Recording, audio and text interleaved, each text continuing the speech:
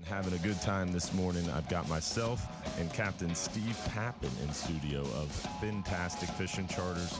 We're going to be talking all things inshore, nearshore, and offshore, answering your questions, talking fishing, bringing you fishing reports, and hopefully we're going to hear from you as well. Remember, you can join the conversation. Give us a shout at 1-800-969-9352. And we'd love to hear from you. If you have a question, you want to say hi to Captain Steve or myself, or bring us a fishing report, tell us what's going on, what you're seeing on the water, questions, whatever you want, give us a shout, 1-800-969-9352. As always, we like to start out the show by talking a little bit about the weather, what's going on now, and then we'll kick things off from there. As far as weather goes, we are on the backside of a full moon coming up to that first quarter moon, and last quarter moon, and excited because we have a little bit of good weather here, and things are changing. Fall is in the air. The transition is happening, at least starting to happen. And we're starting to see some mackerel, and exciting time of year for sure as things change. And we have a little bit of weather potentially coming into the Gulf, and potentially stirring things up for us a little bit and getting things moving even more. But a nice weekend of weather. We've got a really strong outbound tide in the morning the next few days, so really good opportunity for inshore anglers to get on that outgoing tide bite right before and through sunrise. The first part of the day should be a really good opportunity. So if you're heading out there on the water, try to catch that outgoing in the morning. And some moderate winds over the next few days before around midweek-ish. And around midweek is when that potential tropical development might start to threaten our area and make things a little bit more nautical for us. So if you're trying to get out there on the water, do so this weekend or early work week. It definitely looks nicer today and tomorrow before a little bit more moderate and a little bit more bumpy there Monday and Tuesday. And then the second half of the work week is really going to depend on what that tropical system does. Hopefully not threatening our area. Latest models as of this morning has it more of a panhandle type event. But as we all know, those storms cruise up our coast. They can still bring us some flooding opportunities and plenty of storms. So definitely keep an eye on that as things develop. This weather update was brought to you by our friends at Reese Windows and Doors. They are Florida's leading window and door company with over 50 years in business. They offer free installation on most windows and doors, and they install in just 6 weeks. They only use in-house installers, no freelance contractors, and their work comes with a double lifetime warranty, which means you never pay for the warranty. And when you sell your house, that warranty will transfer to the new owners, which adds value to your home. Visit reesewindows.com for more information. Exciting stuff. Mackerel showing up. Have you heard that? There's been tons of them. It's even though the water was real dirty and kind of brown from all the rain we got in August. Both on the way in and out every day we would see them.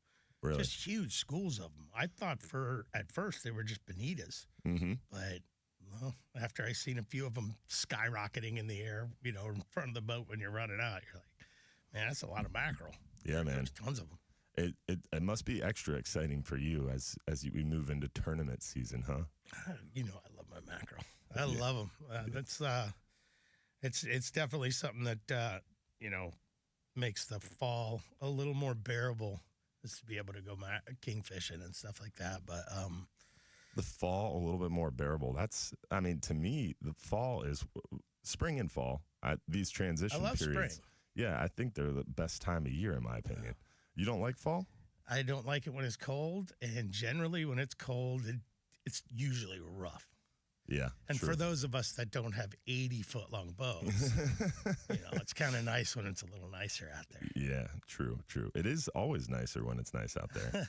It can be too nice, though. It was ironic. I was telling Steve before the show, we were down in the Keys for an FWC commission meeting this week, myself and my family, and we did a little fishing charter while we were down there on the backside of that FWC commission meeting. And we went out there yellowtail fishing on the reefs, and the captain was a little frustrated. and saying that the weather was too nice.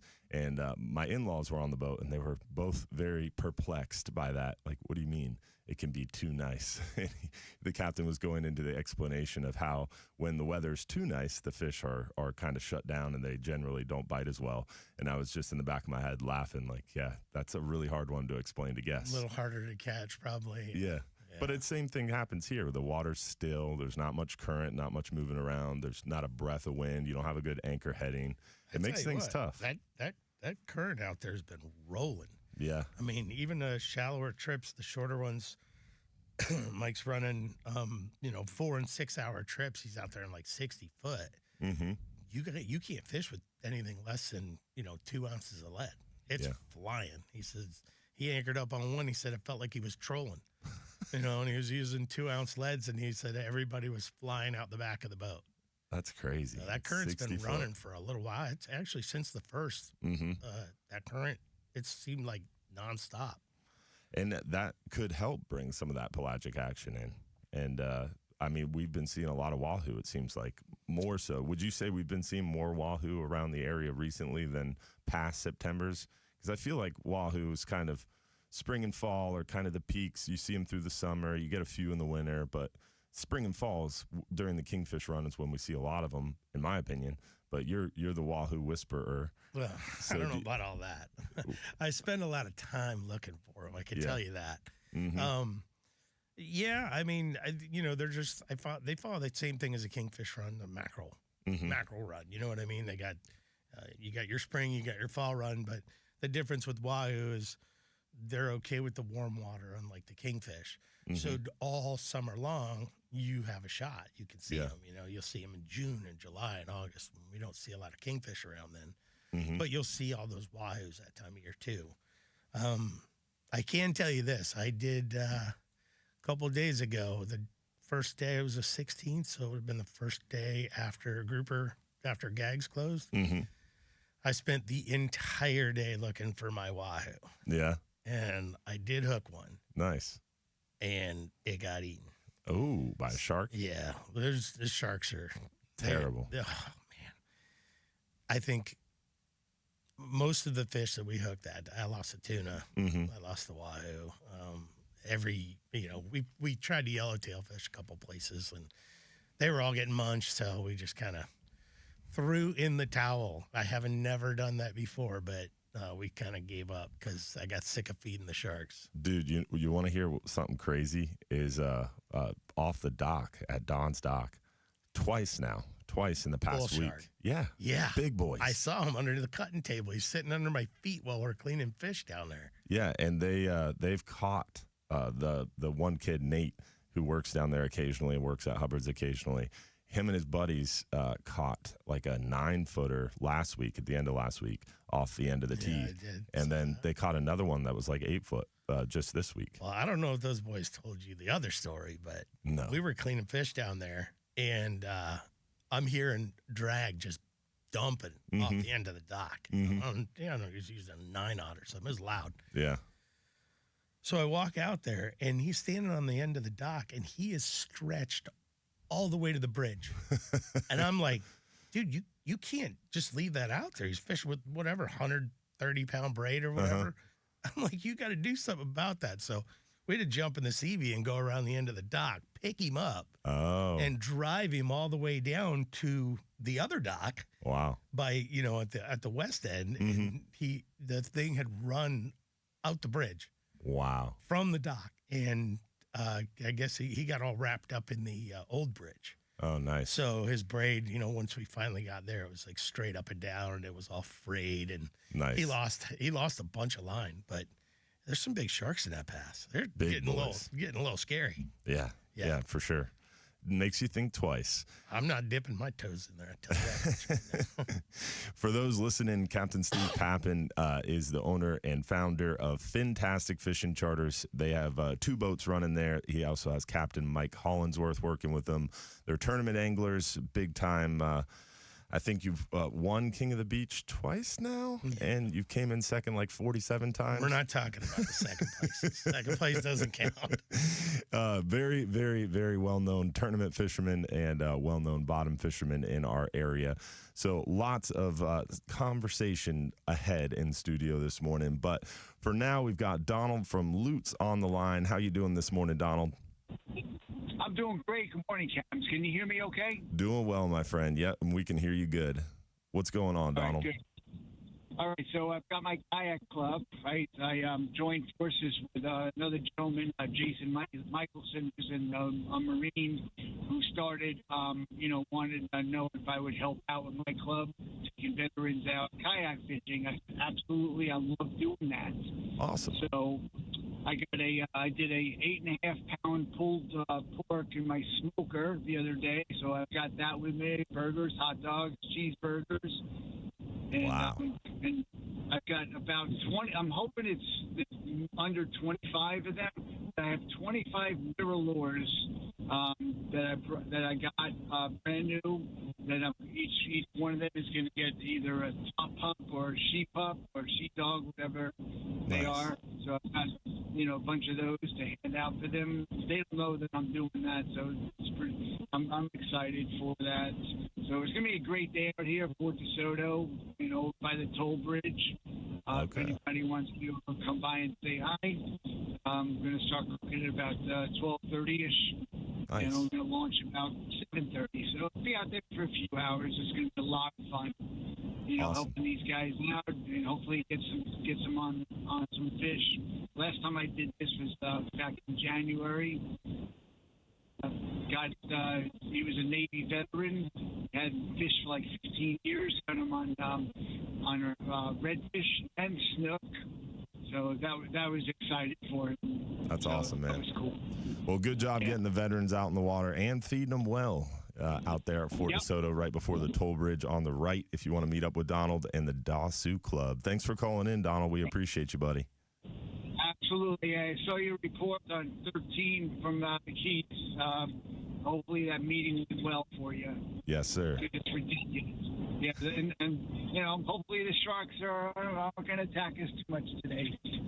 Well, good luck out there in the kayak, brother. Have fun. Tight lines, man. Take care. See you, buddy. Bye. That's awesome. Taking veterans out fishing. And speaking of veterans, there is a big veterans event coming up on the Veterans Day weekend. They're doing a big fishing day on Saturday and then a big event on Monday at OCC. So pretty cool. Lines of Liberty, if you want to check them out. Hopefully we'll hear from Captain Gene Hammond on that. But the land of the free because of the brave. So definitely want to give a shout out to all our veterans out there and all those who have sacrificed so much for us and making sure we continue to live free and in our beautiful country. But Bartow Ford Real Animals will be right back after a few messages here, and we'll be talking more fishing with Captain Steve Papen on the other side. Hopefully we'll hear from you as well. Remember, you can join the conversation 1-800-969-9352 if you want to join the conversation.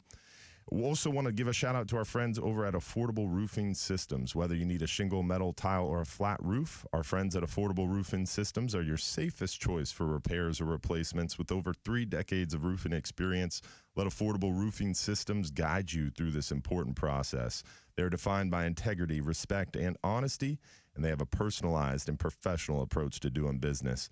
Call 888-397-ROOF for your free estimate or visit them online at affordableroofingflorida.com. Well, I thought we were supposed to be going to break, but I don't hear music, so we'll just keep rolling. Definitely looking forward to that kingfish and mackerel run. I mean, normally this time of year is when we start seeing the mackerel show up, but like you said, they've been kind of hanging out for a while now. I knew it was coming.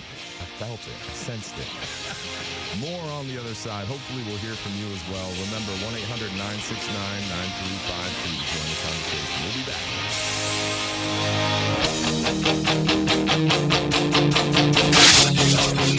Radio app. Thanks to Farrah and Farrah, it's never been easier to send your opinions directly to your favorite show. Open the app, click the red top that microphone and hit send. Farrah and Farrah. There we go. the volume. So this it'll be one better right here, volume on this the next one right here is for that. Yeah, that one is for the brakes. So yeah. you don't have to do anything for that one. But yeah, the brakes are live as well. But it's live on Facebook, so. You're going to talk about There's no that. FCC. You're going to talk about Yes, that today? for sure. Good. Yeah, well, I want to hear more about it. I got a sign for you for your yard too. Yeah? Yeah, and a hat if you wanted to. All right. Yeah, I'm gonna ride around in the golf cart today with the kids and strategically place signs. Nice. Yeah, you're at the end of a cul-de-sac, so it'd be Nobody nice to sees have it. one for your neighbors to Yeah. know about it. But Whoa. like Brian Simmons, he's right on a busy corner. I'm gonna go hit him up and put a couple in his yard. Yeah. Yeah, and thinking of places like that are more. So what exactly is that do? I'm lost on that. I have to say I'm embarrassed by it too, because Yeah. I know it has a lot to do with us. It's basically the goal of Amendment 2 is to, instead of, right now in the state of Florida, there's a statute, like I think it's like 690 some chapter something. There's a statute that gives us the privilege to hunt and fish. And there's some statutory protections that you can't be harassed while you're hunting and fishing in Florida. And there's some good protections for hunting and fishing under statutes. But this amendment would be a constitutional amendment that would make hunting and fishing a constitutional right in the state of Florida. So it's like 3 sentences. The ballot language is really straightforward. And essentially the goal is to enshrine the right to hunt and fish in our state constitution in perpetuity. So in other states like Oregon, there was actually bills that were proposed and almost passed to criminalize hunting and fishing and even production farming. And there's a lot of money and a lot of power behind anti-hunting specifically, and also fishing movements.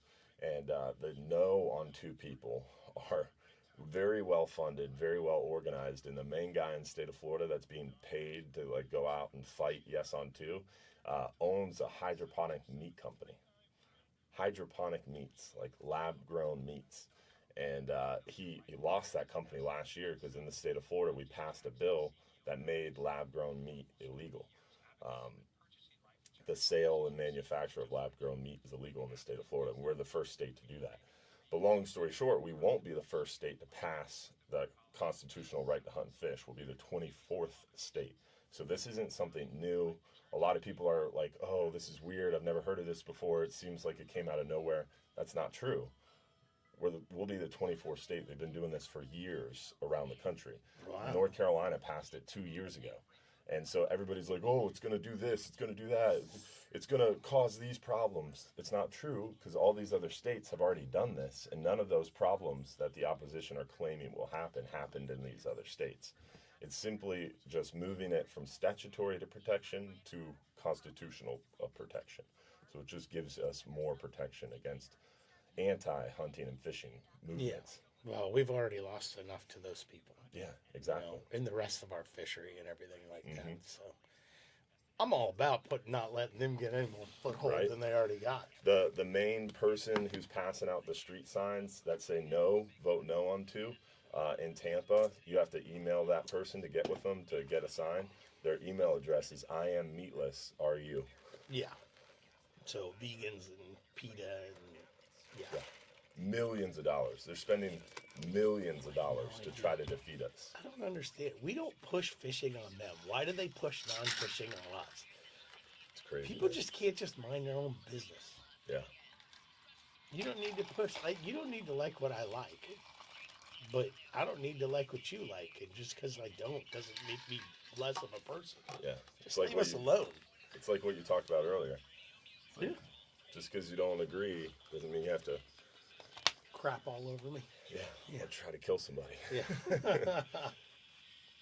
That's us.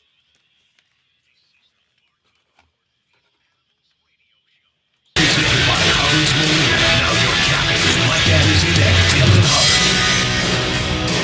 We're back. Bartow for Real Animals Radio. Captain going? Hubbard here from Hubbard's Marina for the Bartow Ford Real Animals radio show on beautiful News Radio WFLA. We've got Captain Steve Papen of Fintastic Fishing Charters in studio this morning. Hopefully, we're going to hear from you as well. Remember, 1-800-969-9352 to join the conversation. If you have a question, fishing report, you just want to tell us what you're seeing out there on the water or say hello, give us a call, 1-800-969-9352. Exciting stuff. As I mentioned earlier, we got some tropical weather in the area. It's interesting to me, the tropical storms and their effect on fishing. I was talking this past Sunday on the Sunday Night Live show. Someone asked what happened with the gag season this year. And to me, last year, it was kind of a good and bad thing. The silver lining of gag grouper season, right before gags opened last year, we had Hurricane Idalia roll through as a Cat 3. And it rolled right over the elbow, right over the grounds, right over the stickies, the humps, the edges, Madison, Swanson, all those gag spawning aggregation sites in deep water got nailed with this Cat 3 hurricane.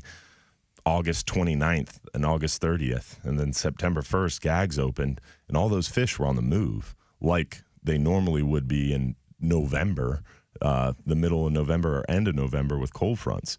It's like that storm pushed them in earlier, and man, we destroyed the gags last year on opener. And I feel like this year, A, the weather was tough, and then B, those fish weren't on the move. They weren't congregated. I mean, I don't know about you, but we struggled to get good numbers of gags. I mean, did you have a trip that limited? Everybody struggled. I mean, the only trips I did that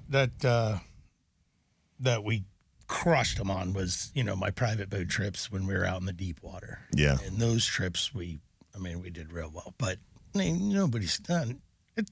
That trip is few and far between for people. You just don't see boats out there. Yeah. And I know in the Bay they did well, trolling for gags. There was a lot of people doing well, catching those 24 to 30-inch gags, which is great to see. Such a strong population in the Bay tells me the population is fine. If anything, it's super healthy. I think they were just more spread out and they weren't congregated September because they normally wouldn't be. I think last year was an anomaly because of that storm. I think the water was a little cooler last year too. Yeah. It was, I was reading like 89, 90s, sitting in 70, 80 foot out front here. So now this year was pretty hot. No, this year, I'm sorry. Yeah. Last year, I think it was a little bit cooler at this time. Yeah. The bite seemed like it was decent pretty far up north, but you got to jump in a boat and make a left or make a right hand turn for 60, 70 miles just to go fishing 50 foot. Mm-hmm. So if I'm running 70 miles, I'm going west. Yeah, for sure. I can give myself some other opportunities. Maybe get one of your wahoo. Yeah, for sure. Yeah. Well, hopefully we'll hear from you as well. Remember, 1-800-969-9352 to join the conversation. We'll be right back after these messages.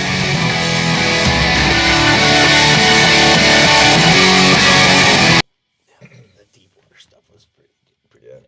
Yeah. That's why I was interested to ask you that. I did 4 private boat trips during during gags.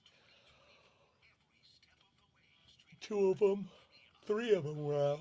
No, I did 5. Damn. 2, 3. No, I did 4.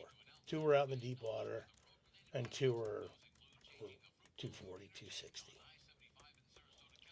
And the deep water one, the first one was really good. That was with Doug Carlin. Mm-hmm. You took Spieler out there too, right? Yeah, we took Mike and Tammy Vasquez out there. On their boat or on your boat? No, we were on Doug's boat. Okay. Doug's boat. We took them, and then I was out in the deep water a second time, and we pushed it. And I knew we shouldn't go, and we ended up pushing it. There were storms all over. It was rough. It was supposed to be, less than 5 knots, and it was 15. Wow. It's just miserable. I mean, we got fish, but I'm going to tell you a story though. Yeah. I took 2 of my private boats out, Both of them had trolling motors on their boat. And both trips, 2 different boats, trolling motor didn't work. Really? Yeah. Wow. That's crazy. Just saying. Did they have anchor line to anchor that deep or no? No. You got to motor fish that stuff. You can't really go anchoring in 4 or 500. You can. You can, but that's a lot. Pops dropped the anchor on one of our deep drop trips. Yeah, I know. I remember the story. Take you a half hour to get the anchor up. He was so proud of that. That's cool. Yeah, just to be able to say you've done it. I anchored it in 900 foot of water. That's so crazy. You must have a ton of rope on that boat. Oh, we do, yeah. I mean, what do you got on there? 2,000, 15? You got to have more than 1,500. Yeah, I think it was 1,500 I think it doesn't was get like you anchored 2,400 900 at one foot. point. But we keep a lot out there for storms, Yeah. trying to make sure you have enough anchor line to run 2 anchors. Yeah. So a lot of times, like during a hurricane, we'll have enough line on the boat to run 2 anchors. Got ya.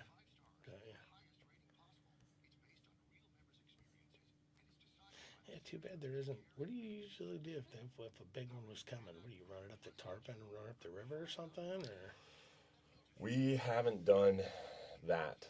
The game plan would be going up like behind Paradise Isles and sticking the nose into one of those canals and dropping anchors off people's docks, and then just backing down into the intercoastal and riding it out. yeah, it's tough in that. But we've stayed at the dock for every one so far. Yeah, well, it's not a matter of if it's gonna happen; it's when. We're gonna get beat up here. It's just a matter of when. Mm-hmm. God forbid it ever happens, because that area is gonna be tough. But if we ever had something here like they had down south, oh my God, I don't know what happens. Yeah. Hurricane Ian was scary, man. Yeah. A lot of you guys are asking about the hats. If you want one of these hats, we are doing the pre-orders on our site. So you can get a hat for, I think it's like $15 is what it costs us to get them. And that's what we're selling them for. So we're not trying to make money off them. We're trying to get them to you as cheap as possible. So I'll drop the link in the chat. So if you want to order a hat, you can pre-order one now. We'll get it out to you as soon as we get them made. The yard signs, we are not shipping because they're a pain in the butt to ship. But you can stop by Hubbard's Marina, and I'll give you a yard sign. Where is the pre-order link?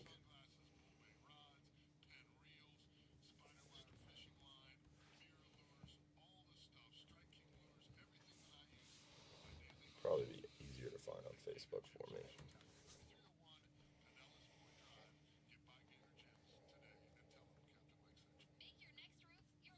I tagged you. I couldn't tag Fintastic for some reason. It wouldn't let me.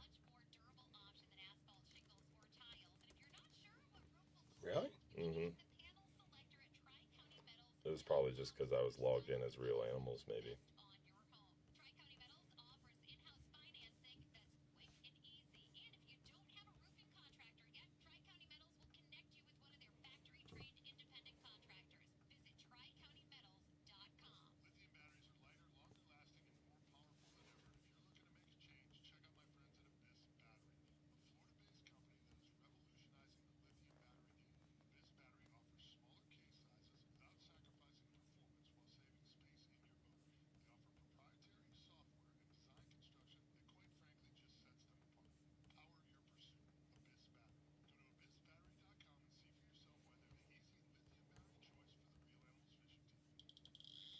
Oh, that's us.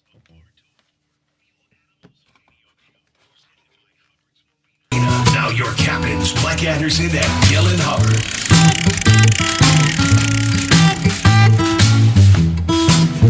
We're back, Bartow Ford Real Animals Radio Show. Captain Dylan Hubbard here in studio for the Bartow Ford Real Animals Radio Show. We've got Captain Steve Papen of Fintastic Fishing Charters in studio this morning joining me. And want to give a shout out to our friends over at Relentless Perpetual Edge Knives. This is the world's first self-sharpening knife that sharpens as it cuts. Ultra hard carbide, never rust titanium blade with true grit glass reinforced ABS handle on a knife that is perfectly balanced and comes in 5 great models to choose from. Take the work out of filleting a pile of fish today and get a Relentless knife.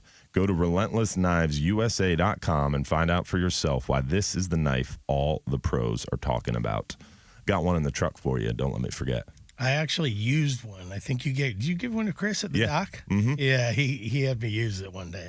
That thing works great. Yeah, it stays sharp, and I love the handle. The handle is nuts. The way it feels in your hand is crazy. The balance is great. It doesn't slip. And we have one on our bait cutting table on the back of the Florida, and we've had it there for months, dude, months. And it's grimy. It's got sardine blood on it, but you clean that sucker up, there's not a speck of rust on it. Really? It's amazing. That's hard to find nowadays. It really, truly is. It is. Like high grade stainless. Yeah. They're pricey knives. They're around $220, $230, I believe, for retail, but good whiskey costs money, man. It does. You're not wrong. And you get what you pay for, and it's a really, really high-quality blade for sure. Wow. Yeah, definitely worth checking it out. I'm not going to forget to remind you that there's one in your truck. Yes, sir.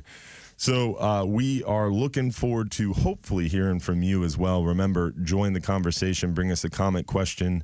If you just want to say hello, give us a call, 1-800-969-9352. We are on the backside of a full moon coming up to that last quarter moon. Tides are still moving pretty good for the weekend, and fishing's going well. We have a lot of movement in the area this time of year is that transition period where we see a lot of the snook moving off the beach out of the pass to the upper bay waters. But we still got a lot of snook around the passes, and you still got some chances as they get on the move. We have the redfish schooling up. A lot of guys are starting to report more and more concentrations of the redfish. Sheep's head already starting to show up a little bit, and really they didn't leave too hard this summer. It was pretty crazy, the concentration of sheep's head. I think that dirty water really helped keep them around. But they are starting to get a little bit thicker, starting to see the mangrove snapper recede a little bit. And tarpon are still around, but thinning out. Big sharks are returning, so things inshore starting to seem a lot like fall already. Near shore, it's taking a little longer. As Captain Steve mentioned earlier in the show, it's still really hot out there, but seemingly things are already on the move. A lot of people to our south are reporting big concentrations of mackerel, and we're starting to see some mackerel being caught already. And generally, historically, around the end of September, early October is when we see those mackerel show up in good concentrations. And then the next full moon is typically when we see the kingfish show up behind the mackerel. Also, water temperatures, that 78-degree-ish temperature is really when we start to see it kind of kick off. What do you think, Steve? That's my favorite. I love that 70, like 72 to 76. I mean, that's my favorite time of the year. Twice, and it'll happen during the fall run and during the spring run and everything like that. You mentioned earlier you like kicks. Spring more than fall. Why is that? I'll be honest. It's completely selfish on my part. I just like the nicer weather. When it's cold and, I'm okay with fishing when it's a little chilly. But, some of the mornings you get up and it's like 45 degrees and, it's just too cold, man. I just can't handle it. I'm just getting too old, I guess. I don't know. I can't handle the cold weather anymore. But I'm right generally, there with when you. it's cold, it's rough, and that's two bad things on a fishing trip. And it doesn't get cold in the state of Florida without it being windy, right? True. It's got to blow Straight out of the north. just ripping. Yeah, it's got to blow freezing. out of the north and get nasty and stir things up before it gets cold here in the state of Florida. So whenever anybody's like, I love when it's cold, I'm like, it's nice after it stops blowing. That I think in Florida, some of the best weather, best times are those little windows in between the fronts in those cooler months. No, I mean, in between fronts in January is not as much fun as in between fronts in like November, early November, I'll be honest with you. I used to love fall a lot. Way, way back in the day when we used to be able to catch and keep gag grouper during that time of the year. True. Then it was fantastic. But, now they're pretty much off the table when the bite is on fire. Mm-hmm. And so, it kind of, maybe that's what ruined my fall. Yeah. I don't know. That could be it. That could be what ruined it. Yeah. No more gag grouper in the fall. They took our pets away. Definitely is frustrating for sure. So we have an October 8th event coming up for those wondering. We have some people talking about it in the live stream. October 8th is our Bartow Ford Real Animals Fishing Conversation over there at Bartow Ford. So October 8th, it's going to be myself, Captain Mike Anderson, and Captain Travis Thompson, the three of us talking fishing, talking all things hunting, fishing, everything. Captain Travis couldn't join us this morning because it is teal season, early teal season. 9 days they get for early teal season, and they are enthralled over there at Duck Ranchin', and that's what they're doing right now. But on the backside of that, he'll be joining us October 8th. That is Tuesday night at Bartow Ford. We're going to have free food, free drinks, and we're going to be giving away a Bull Bay rod, Ingle coolers, some Real Animal swag. We'll have the Yes on 2 yard signs to give away. We'll have some hats to give away as well. Remember, if you want to get a Yes on 2 hat, we dropped the link into the chat today. You can order a hat. We'll mail it to your house. The signs we can't mail out, but you can stop by Hubbard's Marina and pick one up from me. I'm riding around with 100 of them in my truck. So until they're gone, I'll have plenty. So that's how you get your hats, how you get your signs, and hopefully we'll see you October 8th at Bartow Ford, because that's going to be special. Captain Travis knows a lot about a lot of things, and you'll have Mike there for the inshore side of things, and I'll be there for the offshore side of things, so it'll be a good little panel talking all things fishing for sure. So hopefully we'll see you there October 8th. And then also don't forget, November 23rd, we'll have the Fishing for Hope event. We're teaming up with Old Salts. We've got Bill Miller there, Captain Mike Anderson, and hopefully we'll have a lot of other people too. Maybe Steve, we'll mention it to him as well. But Fishing for Hope, that is over there at North Rome Avenue in Tampa, same place it is every year. We're going to have the link for you this week, hopefully, where it'll show you what food we're looking for. It's going to be a big food drive trying to get turkeys and all the Thanksgiving accoutrement for local families in need. So people will be able to go there and make sure they have a holiday meal. So it'll be a great event to come out, join us, get a chance to meet and greet all those wonderful people from Old Salts. Mike Anderson, Bill Miller, all the big names in fishing will be there, and we'll be helping unload your vehicles and hopefully filling up a boat with a bunch of food. Exciting stuff. Count me in on that one. Cool. That sounds great. Awesome, man. Well, I'll give you the details after the show, and you can join us and help us unload turkeys. I love it. Yeah, it'll be a good time for sure. So hopefully we'll see you guys out there for that as well. So those are the two big events, October 8th and November 23rd, that are coming up. Plus, we have Final Friday every month. Are you coming to eat some crawfish September 27th? Listen, if I told you before, I'll tell you again. I love doing that. That is fantastic. It's such a cool thing that you guys do down there, and I went to 2 of them so far. Nice. And it was awesome. Mm-hmm. If it is not windy the following, or if it's blowing the next day, I'm in. Well, if I got to go fishing, it's kind of hard for me to go. I'm pretty sure there's going to be a hurricane. Well, if that happens, I'm in. I honestly, right never now liked they're crawfish. calling 55-mile-an-hour winds, so I think you should be good. You sure? I wouldn't put it past us. Yes. Might send Mike. There you go. Send Mike out. Mike Collinsworth has got a trip that night, but Yeah. Steve will be eating crawfish September 27th. So hopefully Final Friday we'll be able to pull it off despite the weather, but looking forward to that as well. We are well covered over there, so we should be good to go as long as it's not super crazy. Plus, I feel there's a lot of models out there. GFS is the one that Windfinder is driven by, so it's always interesting. You check Windy, which is generally driven by that Euro model, and you check Windfinder, which is driven by that GFS model, and they're calling 2 very different forecasts for this coming Friday. Well, I think in the last 4 or 5 days I've been looking at it, it's been from Fort Myers all the way to Texas and everywhere in between at least once. Yeah. So classic hurricane. Right now I'm thinking maybe the Panhandle, Pensacola area, but It's starting to be a little bit more consistent, that's hard for to sure. say. Yeah. You know, Jeff Bardelli, remember Jeff Bardelli? No. Back in the day, he fished out here. He's with, I think it's 10, I want to say. Mm-hmm. And he's on my Facebook, and Yeah. he's been a weather guy as long as I've known him. Yeah. And when I was working at Don's dock, I mean, he'd come up there and get fuel and stuff. He had a little Cape Horn, I think, and went out here fishing. And now he's big time weather guy. And That's cool. I'll get some helps from him. What do you think? And he's like, oh, I think it's going this way. I think it's going that way. So he's a pretty good guy to follow. Yeah. He's been doing it for a long time. Yeah, it's always interesting to see the weatherman's take, and everybody has a different take. I like, obviously, Dave Ostenberg and I talk quite a bit, and I get a chance to chat with him a little bit, and then Mike from Mike's Weather Page is the other guy that I chat a lot with, and then just looking at the models and trying to guesstimate. But right now, there is no model consistency, so yeah, that's a good and it's bad like thing. playing lawn darts.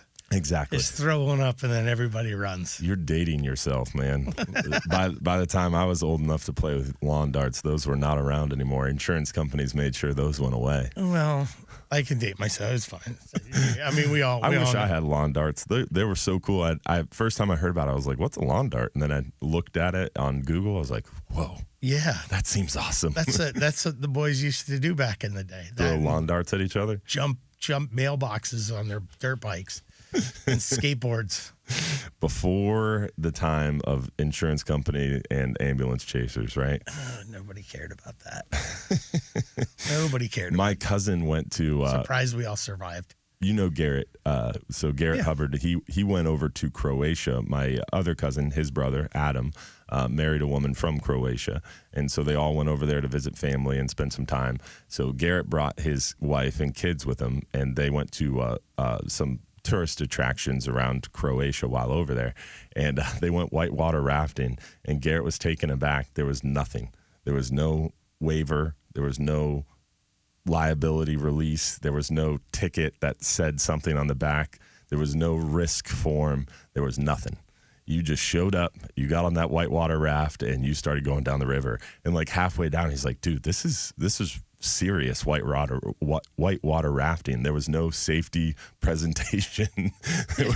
They were just out there doing it. And at the end, he asked the guy, the tour guide, he was like, you guys don't have any waivers or anything? He was like, no, if you get hurt, it's your fault. Yeah, if you do something, if you want to do something dumb, yeah, it's totally fine. But just eat it when you're done. Like, It's your fault. It's your fault. You can't blame it on somebody else. Isn't that crazy? It's your fault. I've done it a million times. Still do every day. That's us. We're good at that. Hopefully we'll hear from you as well. Remember, 1-800-969-9352 if you want to join the conversation. Real Animals Radio will be right back.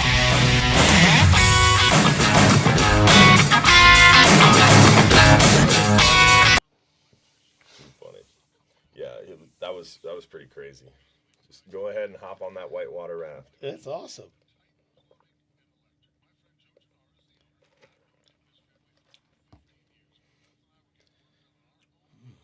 Alan McCuller, the Richard Seward tournament, I do not know.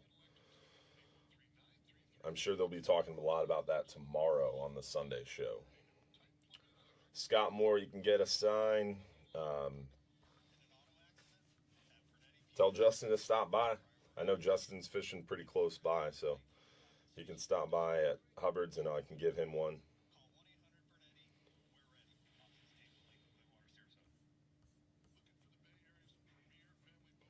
Morning, Jeff. Morning, Steve.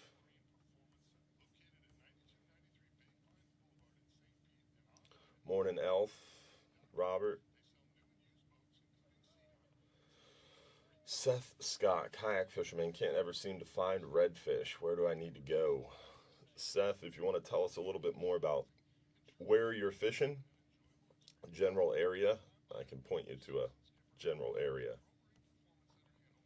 But looking for birds, looking for mullet are two ways that you can find the redfish. They're definitely going to be easier to find over the next week or two, as they're pretty concentrated and schooling up and feeding heavily in the Back Bay and Upper Bay waters.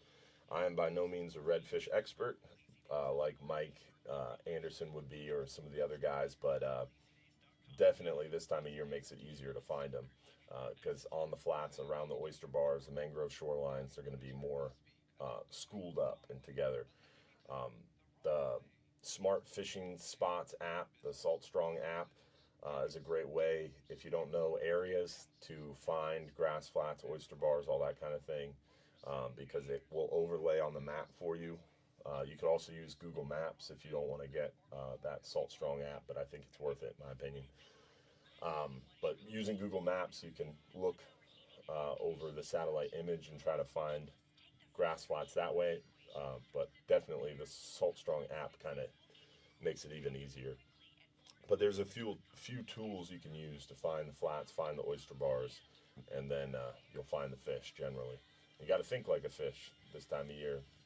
Those wind-protected shorelines, see what the tide's doing overnight. If it's a real high tide at night, those fish get up in the trees, they feed heavily, it might be a little slower to start. Real low tide, those fish are kind of congregated, and then starts to come in the morning, those fish are going to be looking out and starting to feed heavily. So you got to time your trip around the tides, look for the fish, find the birds, find the mullet, you'll find the fish.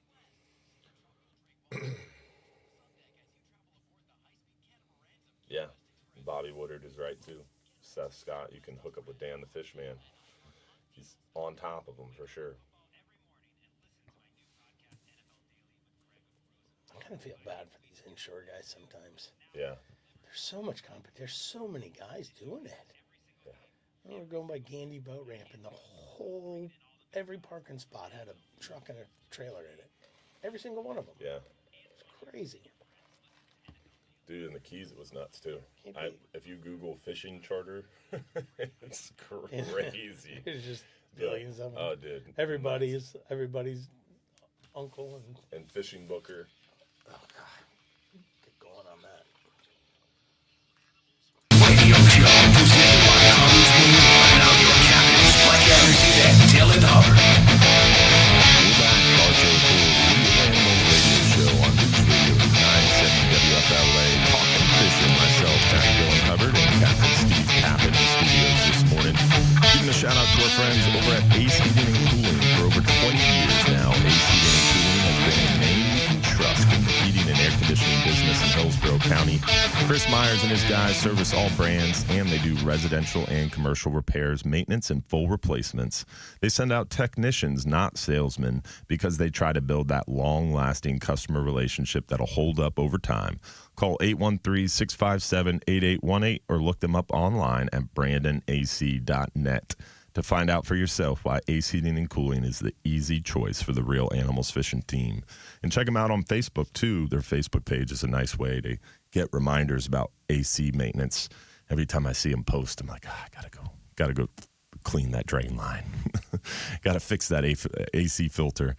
It was funny, when we went on vacation to the Keys, we got into our room there, and the AC was not blowing cold. And yeah, it was miserable for sure. But luckily, it was simply just changing the filter, and the AC kicked right back on. Worked well. Yeah, that's scary. You can't sleep when it's hot. Oh no. Yeah, you get into a hot room, it is like, oh no, we got to fix this quickly. Especially in the Keys, it was pretty hot down there, but it's hot everywhere in Florida, right? Yeah, not inside. Yeah, for sure, not inside. AC is a beautiful thing. My wife kind of, she gets sick of me after a little bit, but after, we just got done with red snapper season, and then we just go right into gag season, and it's just the hottest time of the year. Mm-hmm. And then for like a few days in a row while I'm off, I'm just vegging out inside the house, and she's like, "You need to leave." I'm like, I don't want to go outside. I just want to stay inside and just leave me alone for a little while. Now, speaking of fishing, speaking of seasons, now we're rolling right into amberjack. Now that gags have closed, red snapper have closed for us. There is still the private recreational red snapper weekends for those who want to chase the red snapper. They are open for the private recreational boats on your own private boat, as long as money isn't being exchanged. You have recreational season weekends, September, October, and November. So there's still some red snapper season open for those private wrecks. For federal for-hire charter boats and party boats, we've got amberjack as our main focus all the way through the end of October. And seemingly the amberjack were pretty good to start out. The gags were a little tough, but we've got some good amberjack catches. Seems like that's getting a little tougher now that they've gotten plenty of pressure.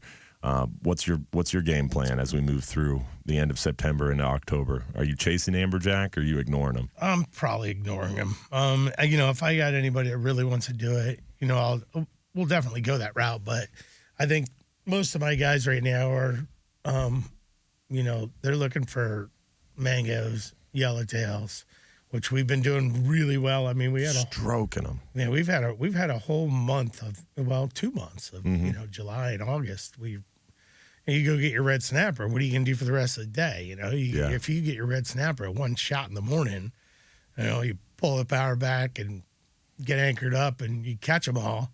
Yeah. What do you do for the rest of the day? You gotta go figure something out. You're either gonna go trolling or you're gonna go looking for the mangs and yellowtails. So we found a bunch of new places where we've caught them in the last couple of months. Some of the days were pretty incredible. We had one day, I think a week ago, and the first 2 fish on that stop was 27 and 28-inch yellowtails. What? Not kidding.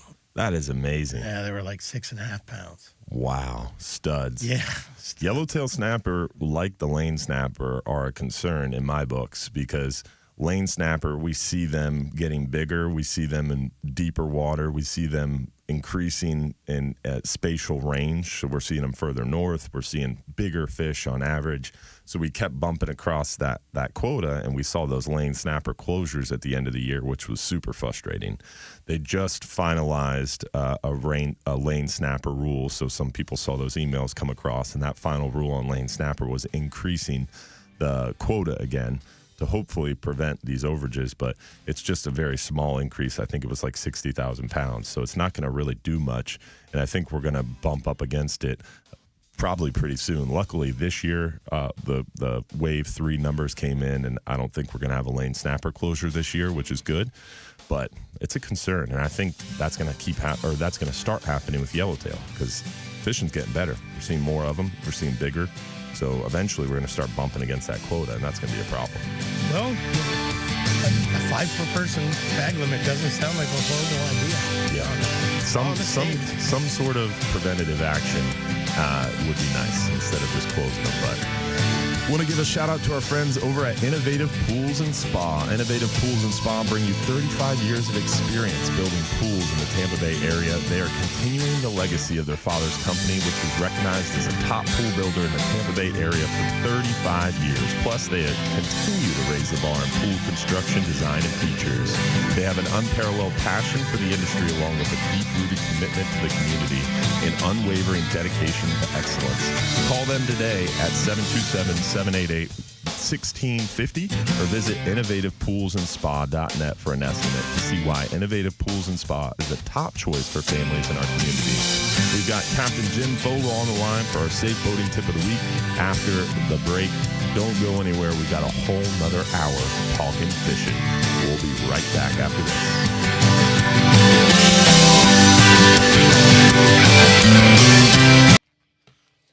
What do you think about that? What? I mean, in the interest of not having to mess with it in the future, what if they went to a 5 per person bag limit on snappers? I personally don't like the idea of fishermen constantly are the ones who are taking the preventative action to, all right, we're bumping up a quota, so let's give up fish and lower our bag limit so we don't have these closures. I think the federal management structure needs to say, especially for lane snapper and yellowtail snapper, this is a healthy fishery that's expanding. The biomass is getting bigger. We're hitting our quota faster because there's more fish to catch. No, it's agreed. So that's a good problem. So why? in those positive instances, we should be increasing quota faster and not bumping up a quota, not bumping up against But it. it's the same thing they did with the kingfish, right? Yeah. We had all this extra fish, and instead of them just leaving well enough alone, they had to do something with that extra fish, which made our bag limit go to 3 from 2. Well, They didn't have to do that. They could have just left it to where it was and let those fish be. Same thing with this snapper thing. Nobody. Wanted to Nobody increase this. needs 10 per. That's 20 snapper fillets per person. Nobody's just going snapper fishing. We are now, but previous to this time, nobody ever did. You had red snapper, you had red grouper, you had gags, you had jacks, whatever, this, that, and the other. So these boats that go out and catch have 5 guys on the boat, and they're coming home with 50 mangoes and yellowtails. Yeah. Dude, that's just gluttonous. That's 100 fillets. That's 100 meals. Yeah. 100. Who needs 100 meals for one charter? Yeah. Or one, not even a charter, just recreational guys going fishing. Nobody needs that. Nobody needs that amount of fish. So if you drop that thing to 5, right? Just halving it. Yeah. It's not going to hurt anybody. It's a function that what you brought up, the kingfish and increasing the bag limit is a function of the challenge we face with MSA. And the way Magnuson-Stevens Act governs our fisheries is it's all by MSY. And it was set up to manage commercial fisheries. And that's a problem. It needs to be modernized. And I think a really good look at reauthorization needs to happen, because just what you mentioned, a recreational fisherman is viewing the fishery differently. We don't want optimized yield or maximum sustainable yield. We want to manage for the best possible experience, and we want to have the opportunity to land that fish. Whereas commercial anglers view it as they want to try to land the most amount of fish because they get paid for fish at the dock. So every fish in the fish box is money to them. Whereas the opportunity to place that fish in the fish box is how we view it. Because if we have the opportunity to place that fish in the fish box, season's open, we can go fishing. So it's just a challenge of modern day management of different stakeholder groups. And I think they're trying to grapple with that with this recreational fisheries initiative program that they're doing, which will be interesting. They've got like this big panel, and they're taking all the IRA fundings, the Inflation Reduction Act. They got like, I think $15 million or something, and they're spending almost all of that money in the Gulf on this recreational fisheries initiative. And they've got this panel together, this working group, and they're trying to grapple with new, unique ways to manage recreational fishing. And also the FWC has these EFP programs, these exempted fishing permits in the South Atlantic. Have you heard what's going on? No, but I remember them trying to do EMPs here. Yeah, so in the South Atlantic, they have Jason 4 was trying to do EFPs. something. Yeah, he was doing one with EM, electronic monitoring cameras. But in the South Atlantic, they have 4 EFPs going, and one of them is an aggregate bag limit. You're allowed to keep, I think it's either 10 or 15 fish. So it doesn't matter what they are. It doesn't matter the size. It doesn't matter the season. It doesn't matter anything. You're allowed 15 fish. That would be a Or bad idea. I think it's either 10 fish or 15 fish. I think that's a horrible idea. So the idea is you can go out there and land those fish, and then you have to come home. So whatever you land, you keep, you go home. No discards. Yeah, that's going to happen. It's interesting. That's not going to happen. People are going to high grade and discard, and Yeah. what are they going to keep? If they're allowed to keep gags, Yeah. and they're out there and they're gonna and they catch a whatever, a freaking little A baby porgy. scamp or porgy, like they're gonna keep that? No, they're not. They're throw it back. Yeah. That's not gonna work. It's interesting. Yeah, that's not gonna work. They're doing the science on it now, so it'll be interesting. how I've it already. shakes I out. just did it. I just did it for them. I saved somebody $10 billion. You don't have to do it. It's not going to work. Try something else. Yeah. No. They're doing it. And People will high grade forever. Yeah. They always have. They always will. You're not going to stop it unless you're literally standing there watching them. Captain Jerry Raffi runs the American Patriot, and he made a rule where you couldn't high grade. You catch a red snapper, you got to keep it, and That's great. That's what we try to tell people. We do but the same thing it's on the hard to boat with enforce. us. We do the same thing on the boat with us. Like, Yeah. and I have to explain it to him. Like, dude, you really want to keep this 14-pound red snapper and replace an 8-pound red snapper that's already dead and throw this one back? He lives. This one's already dead. I'm gonna throw this thing back. It's gonna get eaten by a shark. Mm-hmm. And realistically, the faster we get to our limit, the faster we're gonna go do something else. So Yeah. what? I don't understand. Like, we've already got our limit. You're good. Throw Throw it it back. And I don't remember a time where I had to argue with anybody. Yeah. Everybody's like, yeah, that makes total sense. Just check it, and then we let it go, and we're good, and then we go catch something else. Yeah. But I had a customer complaining about that. Like, oh, I can't believe they made me throw this fish back and wouldn't let me replace it. I'm like, yeah, you're not allowed to do that on our boat either. Because it's illegal. By Captain Mike Anderson and Captain Dylan Hubbard. We're back, Bartow for Real Animals Radio, talking fishing. And this is Captain Dylan Hubbard from Hubbard's Marina. We've got Captain Steve Papen from Fintastic Fishing Charters in studio this morning. And hopefully we're going to hear from you as well. Remember, 1-800-969-9352 to join the conversation. And we've got some callers calling in. We've got Captain Gene Hammond from Lines of Liberty coming up. But first, we've got Captain Jim Fogel with our safe boating tip of the week, brought to you by our good friends over there at Innovative Pools and Spa. Captain Jim Fogel, how are you doing this morning, buddy? Hey, good morning, Captain Dylan and Captain Steve. Good morning. You're sounding good this morning. Thank you, good. sir. Hey, Appreciate it. If you're planning on fishing next weekend and you haven't fished in a while, but you want to support the charity, please check over your boats this weekend. Make sure you've got your life jackets and your throwable and they're in good condition.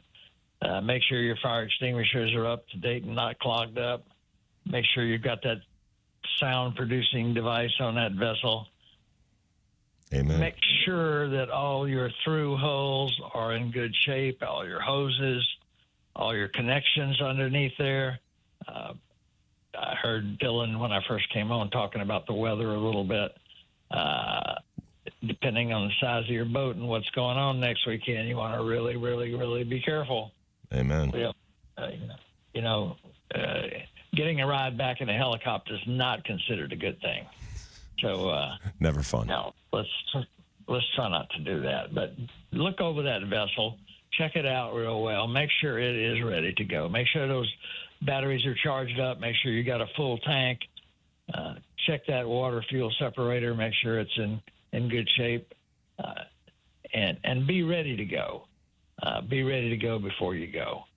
And for goodness sake, everybody be safe. Remember that even though you're hooked up with a fish, you really don't have any right of way. But as an aside, if you see somebody hooked up, you really don't want to run over that braided line back there and get 400 feet or so around your prop. That'll ruin your day, I promise you. So be courteous, stay away from each other if you can, and let's have a great tournament without any casualties out there. Amen to that. And that is the Richard Seward Memorial Tournament coming up next weekend. Hopefully the weather is going to allow us to get after it and have a good time. But we're sure to hear more about that tomorrow, as Mahoney is the brains behind part of that operation, which is scary to say. Yeah, but. Yeah, it is. But thankfully, by the same token, it's one of those damned if you do and damned if you don't sort of things. Yeah, exactly. But we love him. We love him. All right, guys. Y'all take care. Keep up the good work for the Coast Guard Auxiliary and St. Pete. Jim Fogel, be safe out there. Thank you, Cap Jim. We appreciate it, as always. Always good to hear from Captain Jim and get our safe boating tip of the week. Again, brought to you by Innovative Pools and Spa. They bring 35 years of experience building pools to our Tampa Bay area, and they are continuing the legacy of their father's company, which was recognized as a top pool builder in the Tampa Bay area for 35 years. Plus, they continue to raise the bar in pool construction, design, and features. They have an unparalleled passion for the industry, along with a deep-rooted commitment to the community, an unwavering dedication to excellence, driving them to uphold the highest standard in pool construction and integrity. Call them today at 727-788-1650 or visit them online at innovativepoolsandspa.net for an estimate to see why Innovative Pools and Spa is a top choice for families in our community. With that, we've got our buddy Captain Gene Hammond from Lines of Liberty on the line. Hopefully he heard his shout out in the first part of the show. We'll find out. What's up, Captain Gene? I did not hear the shout out. I was getting stuff ready today. But Nice. I got a huge shout out to Captain Jim Fogel. I love that guy. He's the man. He's awesome. He sent us him and his wife sent us 4 or 5 cases of baby wipes last year to send downrange to our troops.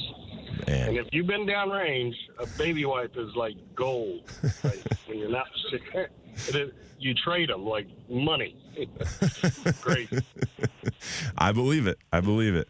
Definitely seems like it would be gold all the way out there. Thank you. Yeah, thank you, Captain Jim Fogel. You're always a huge supporter of Lines of Liberty. Love them. Yeah, that's awesome, man. We are at Burt's Barracuda today. Got Nice. a booth set up there in support of our friends, Rich Alvarez from Peacekeeper Initiative, raising awareness for our men and women in blue and fire departments, our first responders. We're going to be there. I think he's doing a poker run on Harley at Burt's Barracuda. Nice. Starting at 10 a.m. Yep, on those motorbikes. But we'll be there, going down there right now to set up. And I think the bikes come back around 2 p.m. this afternoon. Very cool. And if you'd like to, we got live music, raffles, and stuff going on. Come give us a shout and come see us at Burt's today. It'll be a good time. Yeah, sounds awesome. And you got a big event coming up on Veterans Day. That is going to be fishing Saturday, and then the event's Monday, right? Yes, that is correct.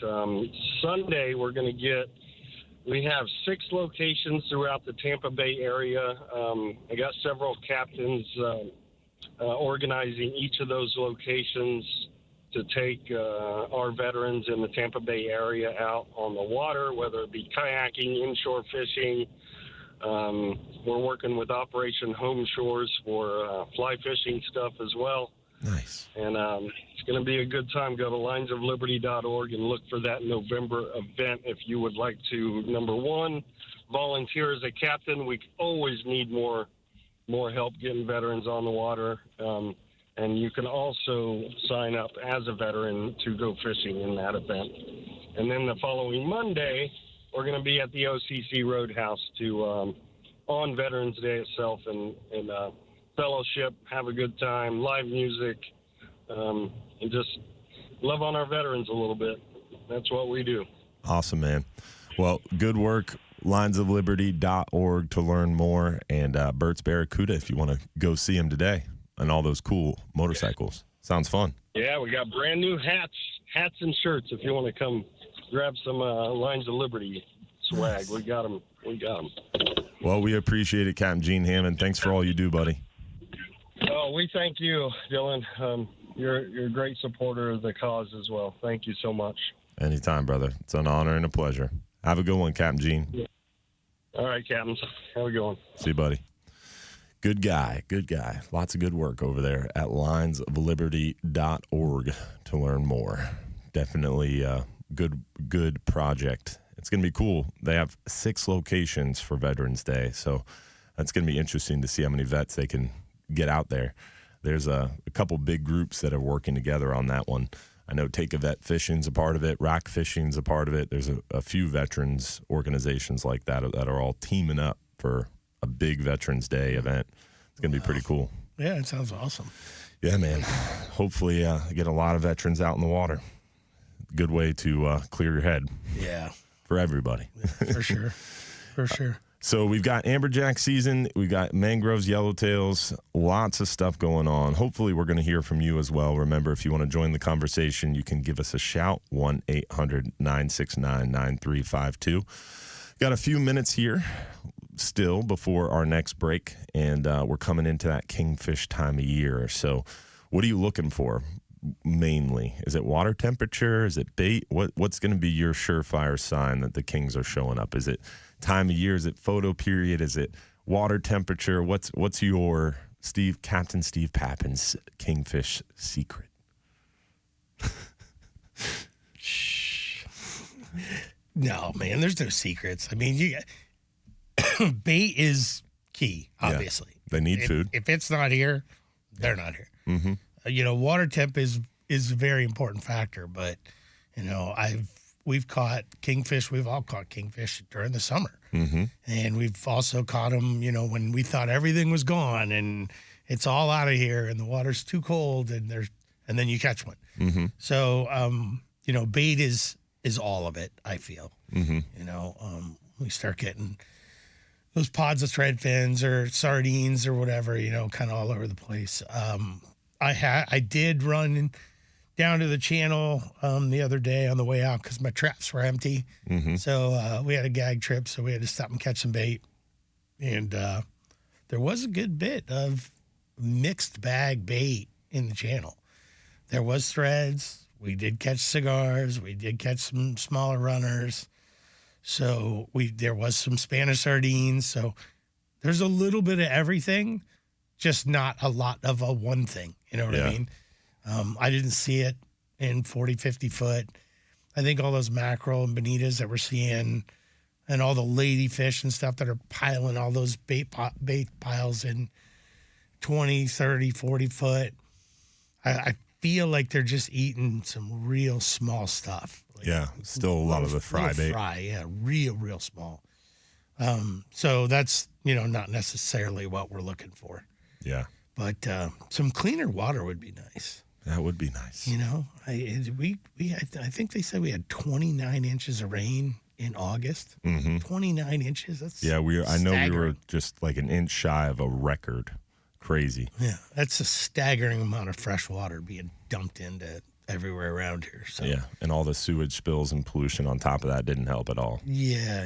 That's not helping. So, hopefully we get a little drier and maybe the water will clean up a little bit. But it's been pretty brown, and I haven't heard any red tide stuff. Why you got to say things like that? I haven't heard any. There's been some conversations, and I'm actually looking at it right now, and there is some presence in the area for sure. And our bait guy Brian Harris had traps totally wiped out, everything dead. And Justin Moore, Captain Scott Moore, and Justin Moore, you guys all know them. Justin called me and sent me a video of an area of pretty nasty water that he was concerned about. And I've heard reports of that, but I've also heard reports, like I called Captain Mike Anderson yesterday, and he was talking to his guys, and he kind of reached out to his whole group, and no one had any reports. So it's small areas, still pretty patchy. I haven't seen anything floating.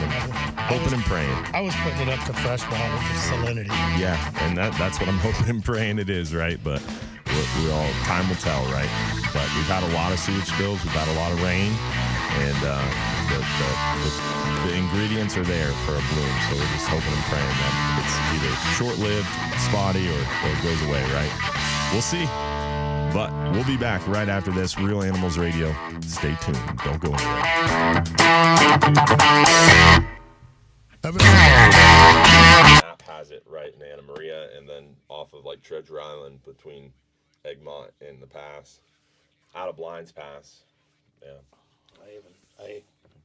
We haven't had any live bait for the latter part of gag season. Everything has been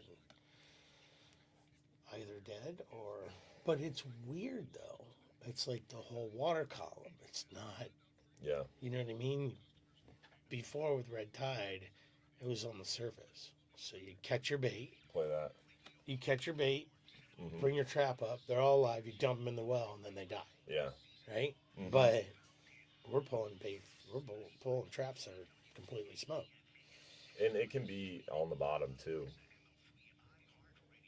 You could see that water. Nasty. And that same... looks like mud. Yeah. And that same area, that was offshore of the beach. That was outside of the beach between Egmont and the pass. But Brian had all the bait in the well and all his traps die. And he said his skin was itching and he was coughing. I don't know. If he would have moved north of the pass, he wouldn't have any problems. Yeah. As everybody I talked to that was where we normally put our traps, they all had issues, and anybody that was north of the pass had no Didn't have issues. Clearwater guys aren't having any issues. So we had a hard time, with the last second half of gag season. It was every morning drive out and go catch bait and then go fishing. because we weren't getting enough out of the traps. Joe Key said red tide was detected in 11 samples from Southwest Florida, per the FWC report. That must be new then.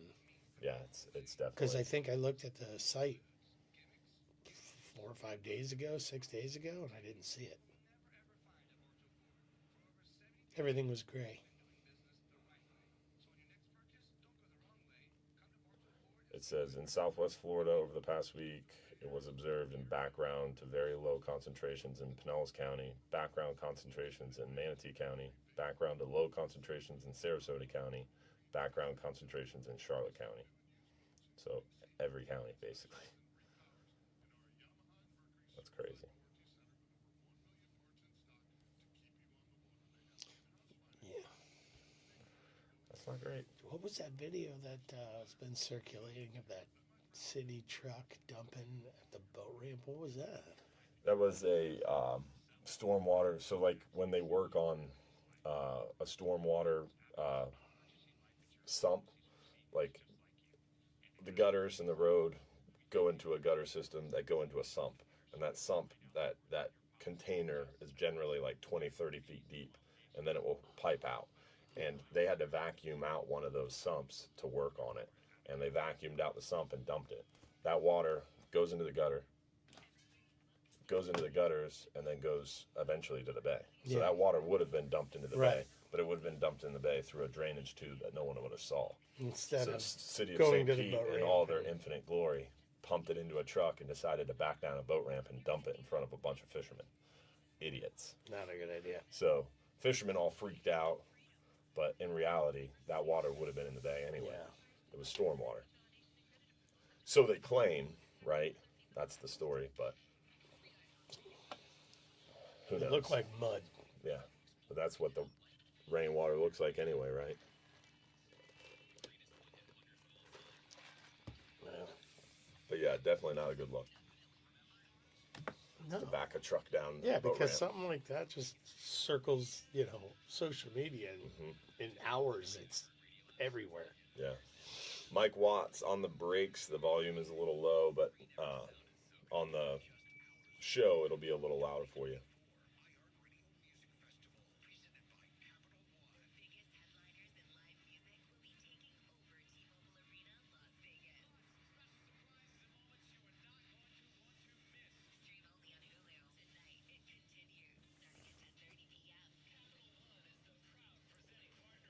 Rick Gross, we have the Yes on 2 street signs. So just Hubbard's Marina. I purchased these myself. They unfortunately don't have funding to hand out a bunch of them. Oh, I think that's us. We're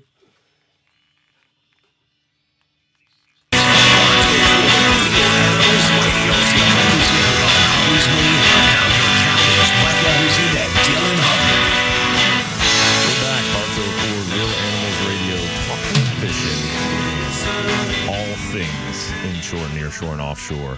Exciting time of year as we move into that fall transition. We've got a potential tropical system coming into the Gulf this week. Might stir things up a little bit, might get things moving a little bit more. Hopefully cool things down a little bit for us too, which would be nice. A little injection of freshwater rain stirred up, I think always helps kind of lower the temperature too. So who knows? Definitely needs to get churned up a little bit. Yeah. Yeah, I think the Gulf needs a little shaking a up, little turnover. but not at anybody's expense. Hopefully it's like big in the middle of the Gulf and then it just peters out Fizzle before out. landfall. That would be nice. Yeah, I was talking to Capt Mike on the phone yesterday, and it's always unfortunate, right? We're all looking at these tropical systems, and you're all hoping in the back of your mind that it's not you, but someone's got to get it, right? And it's always unfortunate when someone has to take it to the teeth, but it's a silver lining. You don't get it, but someone else has to, right? Nobody's built for the big ones. No, not in our area. Yeah, we can take the smaller ones a little bit, but Devastating for sure. And Captain Bobby Woodard couldn't make it in studio this morning because he was trying to ready his household down there in Fort Myers area. He's still rebuilding from Hurricane Ian. Crazy. Yeah. Still. Feel bad for all them guys down there, man. It's just devastating. And in the Keys, everybody you talk to brings up Irma. I mean, where we stayed at the FWC commission meeting was at Hawks Cay, and that resort completely closed down for a year. Their Dockmaster facility where you check in for your fishing charter is in a little mobile shack with a Starlink satellite internet thing on the roof because the building got knocked down from Irma, and they're still they're about to reopen their charter center. And that building is just now getting finished. Yeah, that storm was bad. Mm-hmm. I mean, it was blowing 100 here. 110. Yeah, right here. Mm-hmm. And it didn't make landfall anywhere near here. Yeah. It's crazy. Luckily, that thing went east of us. Yeah. Yeah, and it sucked all the water out of the bay instead of pushing water towards us. No kidding. That was crazy, those pictures in the morning. Like it was crazy on the boats Tampa at the Bay pass. looked like and stuff. Yeah, the boats on the pass. I mean, the Florida and Friendly both were the Florida was out of the water, but the Friendly was on dry land. It was nuts. Insane. There was no water at Hubbard's Marina on our dock till the end of the dock. It was crazy. I've never seen that before. The boat slips being dry. Definitely gives you the eerie feeling, right? Yeah. I mean, can you imagine? I just couldn't even imagine it. This area just, I don't even want to think about it. Mm-hmm. I don't even think about it. Amen to that. We're not built for it. Yeah, and I don't think anybody is, right? But definitely looking forward to the kingfish and mackerel showing up. The hogfish bite too. Are you looking forward to that? You do the hogfish thing? I absolutely. I mean, we definitely do. I Yeah. mean, we've been doing it ever since before it was cool to do it. You know what I mean? Steve's been doing it so long before it was cool. Well, I mean, we were. You could deny it. The first hogfish I ever watched come in was from Dane Karcher. Mm-hmm. Came onto the dock. Yep.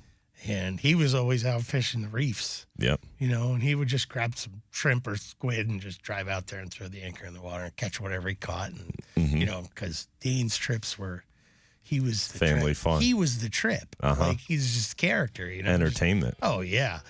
And so catching fish was just like, yeah, whatever, whatever.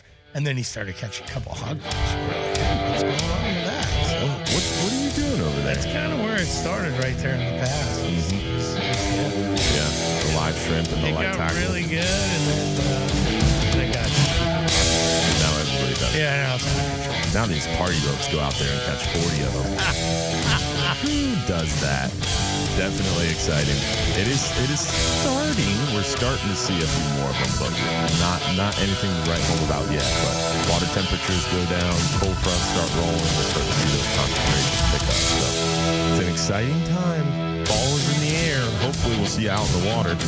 Don't go anywhere. Real Animals Radio will be right back. And you can join the conversation and give us a call, 1-800-969-9352. We'll be right back.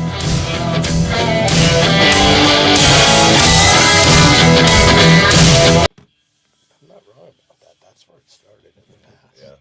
Nobody did it before that. Yeah. 0 people.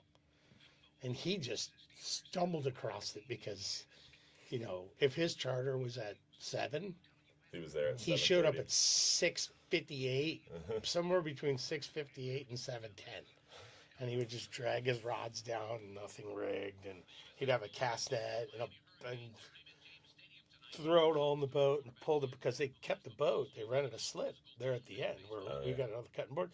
They pull their little CV around in the front, and he'd throw 8 gallons of gas in it and grab, a handful of shrimp and some squid, and his people would just all pile in and they'd leave. And he was the first one that I know that caught hogfish on hook and line, like in that path. First person I know.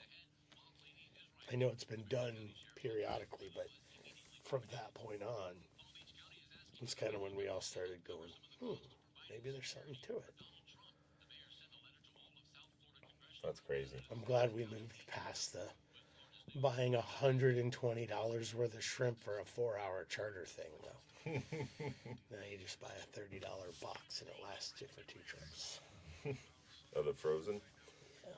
They fall off the hook so much easier, though. The right ones. Yeah. The dock doesn't have them.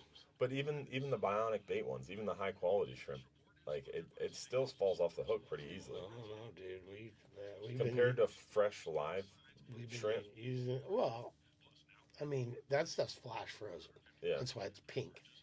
Mm-hmm. You know, the other stuff that Ellsworth was carrying was, I don't know, like the stuff in the bags. Mm-hmm. And that stuff already got bad. warm. Mm-hmm. And then it's frozen, but it's already been, it's done. Yeah. But we haven't been having any problems. But I mean, using fresh live, dude, at $4 a dozen for shrimp now? Mm-hmm. And you bring 4 people out there for 4 or 6 hours. It's just too much, dude. I can't spend $150 on shrimp to make that trip happen. Yeah. And it's not catching more. If it was, it might be worth it, but it ain't catching more. I got you.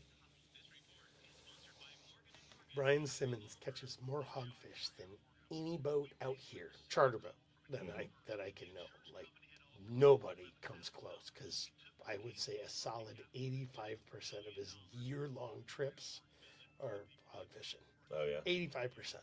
Like Wow. he just doesn't do a lot of 8-hour. Just doesn't do many.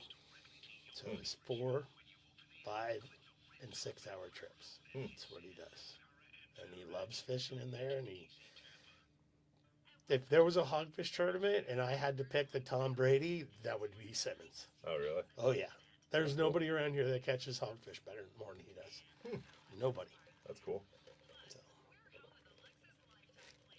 So, there's an area northwest of the pass, so from like maybe a 46 up to like a 50, 51, and from probably a 5 out to an 8. We call that the Simmons bottom. And he lives there, and I would just north of west. I would dare anybody to compare chart plotters with that boy in that area. Yeah. If you have a spot in there, he already has it. Like he has, you see it. It's like it's this box like this, and it's just like riddled, just like this, just like chart, just spots everywhere, everything and stuff that I would drive right past, because we have the same bottom machine, and he'll be like, "Here, check this one out," and I look at it and I'll be like, "I wouldn't stop on that." And he's like, "Cut 7 on that one." That's the same thing. Frank catches a lot of hogfish, and dude, I'll be standing in the wheelhouse next to him, and he's like, "Yeah, this one's gonna be a burner," and it is nothing on the bottom machine, just a little bit of fuzz, and it's just areas that he's caught hogfish, that flat hard bottom with those little sea fans, or that 1 foot ledge, and they're hard to find on the center console. But on that big party boat, sitting still on a calm day, you can find those little 1 foot breaks. Yeah. And that's all it is. Yeah. A little 1 foot roll, 1 foot break. It's crazy.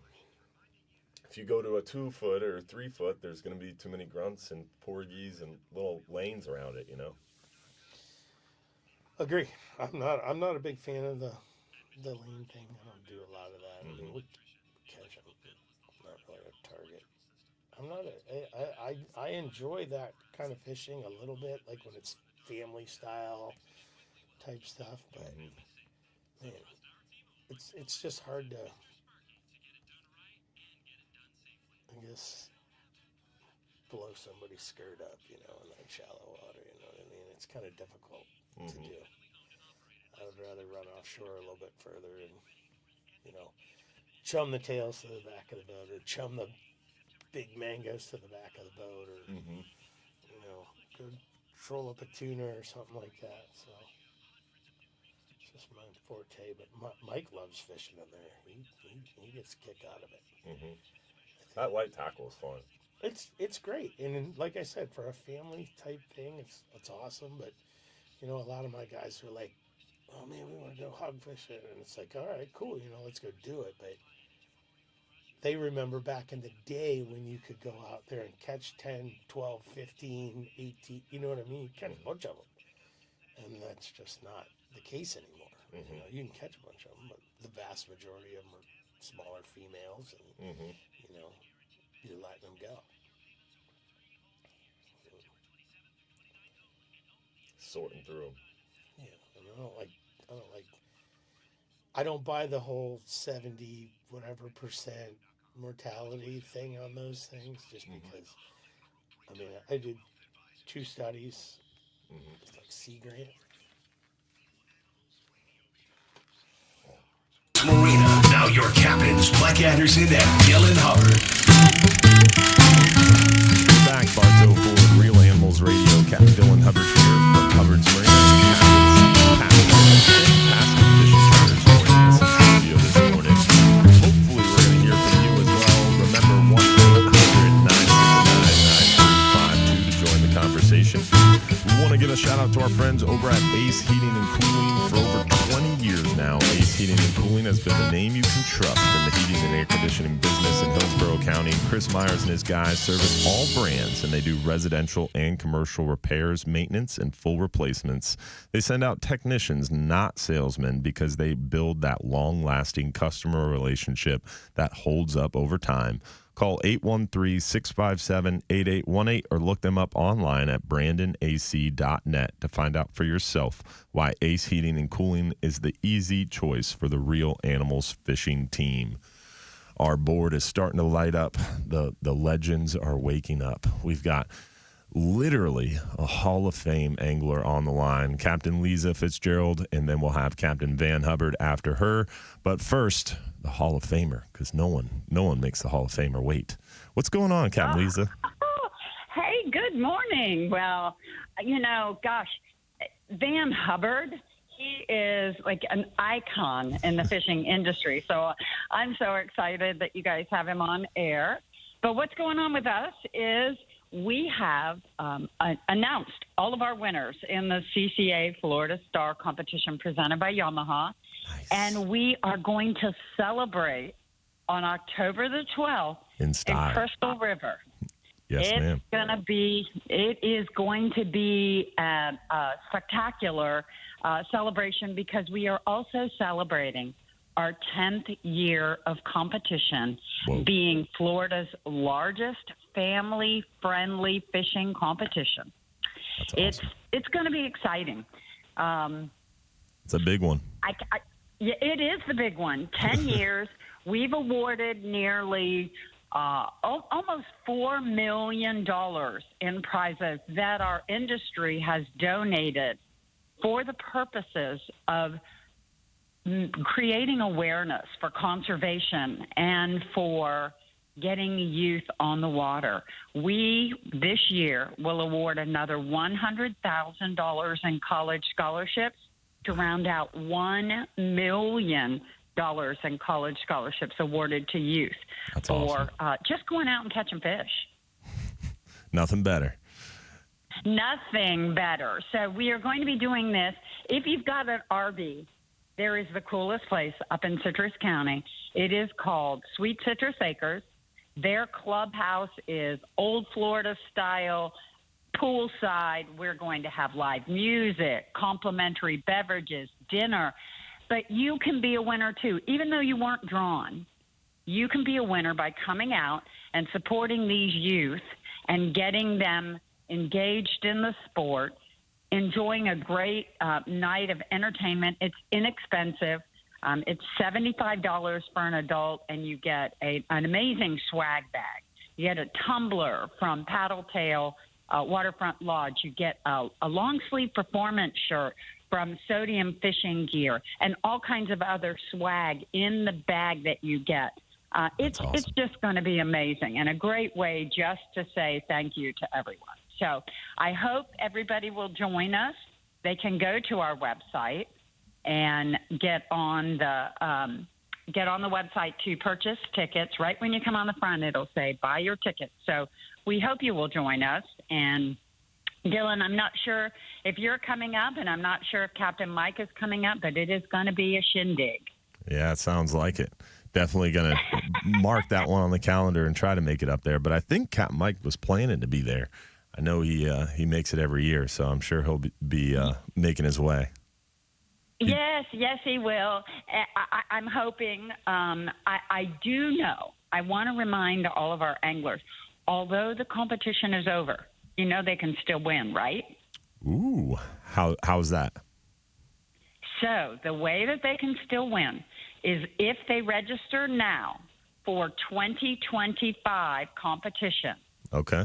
Those tagged redfish that are in the water and people are catching them from previous years and this year's fish, if you catch one outside of tournament and you are registered in the next year's tournament for 2025, you win a $1,000 prize package from Engel Coolers.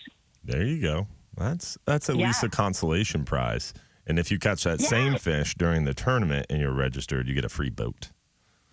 You get, a contender, a deck cat, a spider, a microdrow skiff, or a Sea-Doo Can-Am package, all powered by Yamaha. So there are so many ways to win and so many cool things going on. But I want to remind people, this all brings awareness to conservation. Amen. And to our organization, 6a-8a Florida.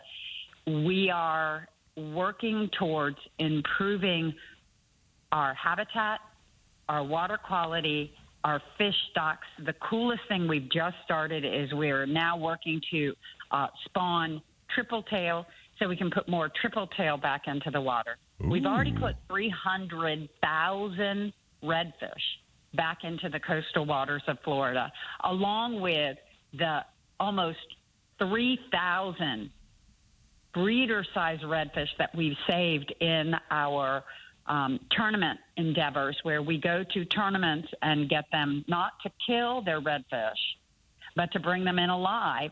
And then myself and volunteers with tanks take these live redfish that are all slot-sized fish back out to the coastal waters and release them.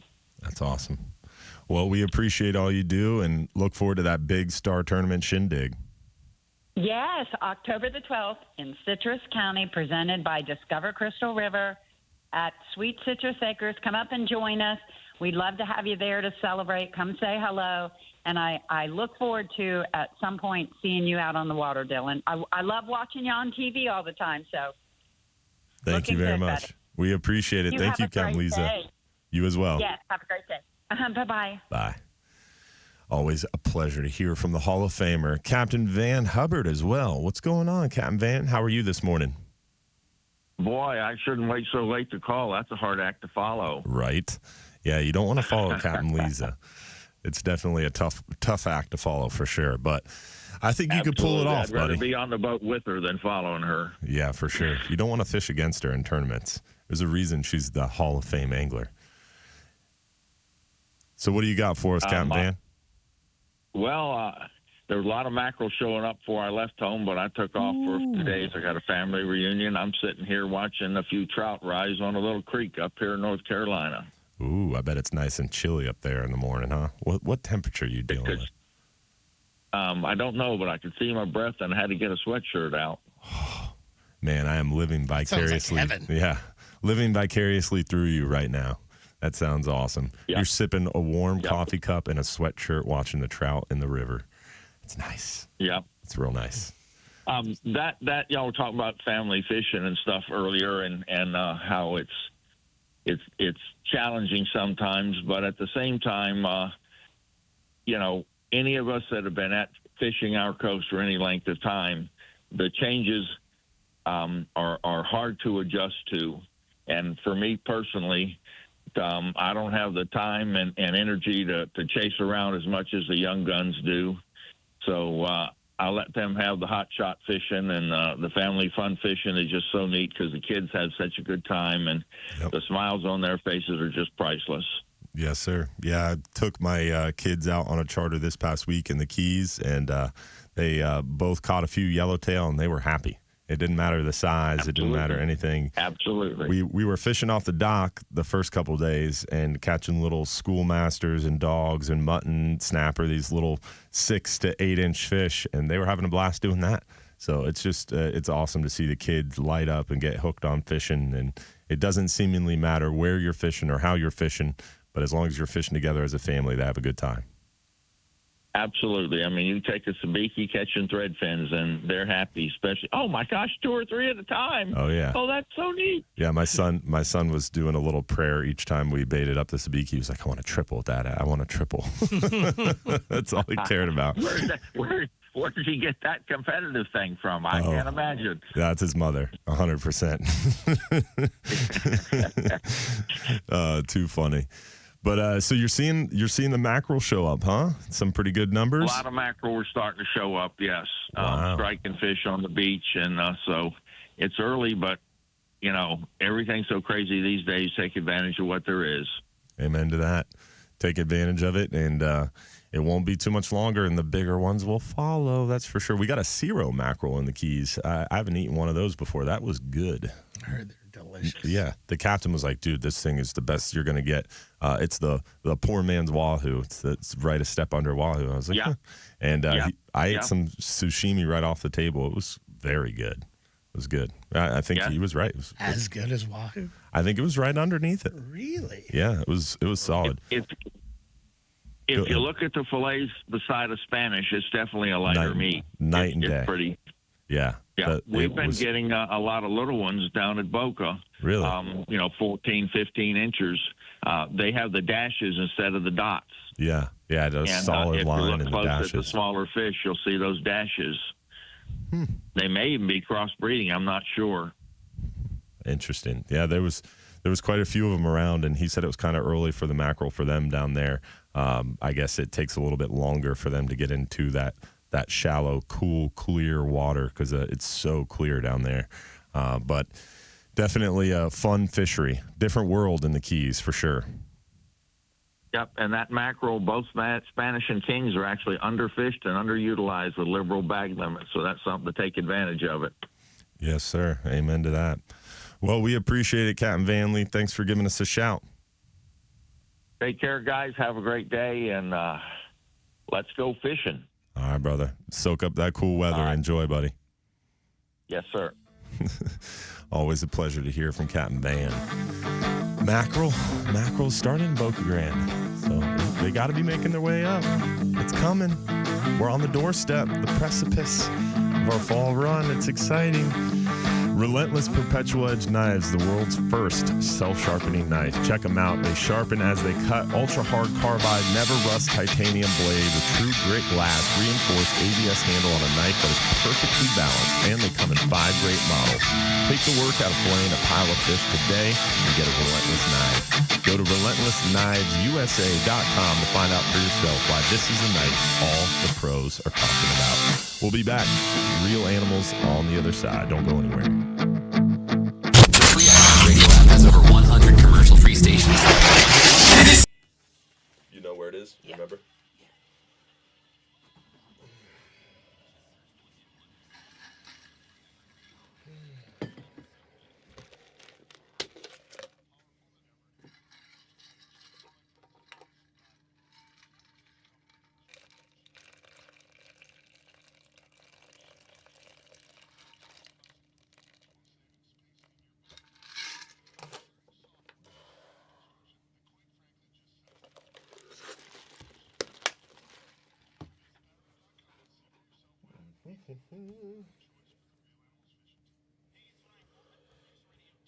Never caught a hogfish. You got a chance for it. October 13th is good to go for sure. Paul Brown, thanks, buddy. Thanks for tuning in.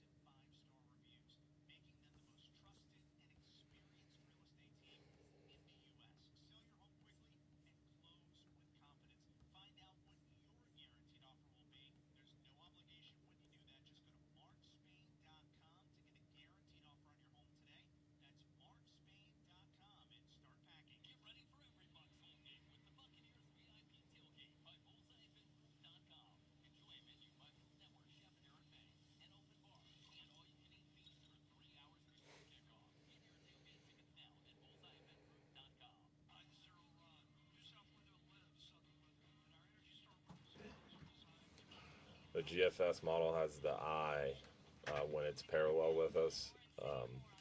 at 84.18. That's not good. 84.18. So probably Right there on the ground. 75. No, south 80, end of the ground. 80 miles. Right over the clover leaf. That'll bring us some weather. It's going to change 14 times between now and then, so.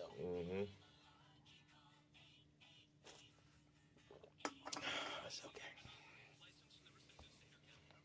976. What's that? You look at that Fintastic app at all? Fintastic, I look at it a little bit. I most of the time look at Windy and Windfinder, but for the modeling, I always like the tropical tidbits, or I pay quite a bit of money for this weathermodels.com access, and that website has like more tools than I can even figure out. It's showing the Cat 1, Cat 2, which is not, I mean, not good, but at least it's not crazy.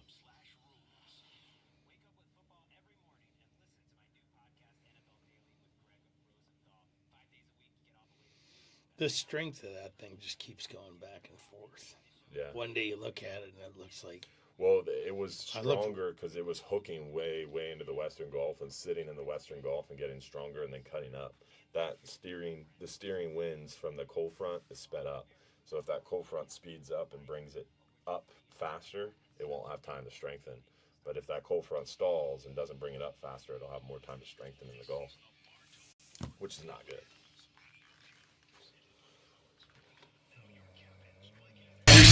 Dylan Hubbard.